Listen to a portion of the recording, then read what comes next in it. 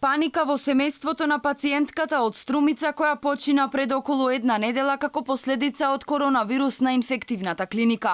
Имено и после целиот овој период останува опасната дилема каде се заразила жената.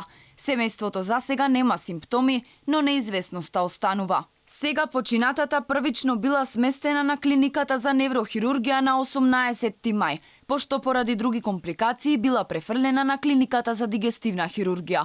Тука и се појавиле и првите симптоми на COVID-19, па откако тестот излегол позитивен, веднаш била хоспитализирана на инфективната клиника. Ситуацијата брзо и се искомплицирала и била ставена на респираторна машина пошто ја изгубила битката.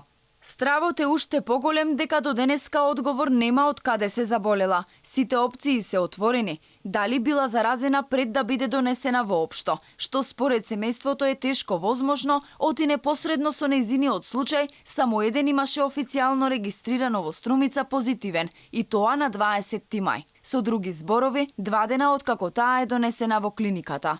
Шансите да влегла заболена според семејството се минимални. Дали се заразила на неврохирургија или на дигестивната клиника останува дилема, но ако е така, значи дека пациентите и медицинскиот персонал се или веќе заболени или во опасност да бидат. Засега состојбата на клиниката за неврохирургија е мирна, барем според директорот. Пациентката беше примена на нашата клиника со дијагноза на тумор во мозокот, првично без знаци симптоми за респираторна инфекција. Во тек на хоспитализацијата разви перфорација на улкус, пошто итно беше оперирана на клиниката за дигестивна хирургија. Постоперативно по неколку дена се јавија знаци на респираторна инфекција, поставена беше на машина истовремено земен тест за COVID-19 и преместена во одделот за изолација каде за жал почина.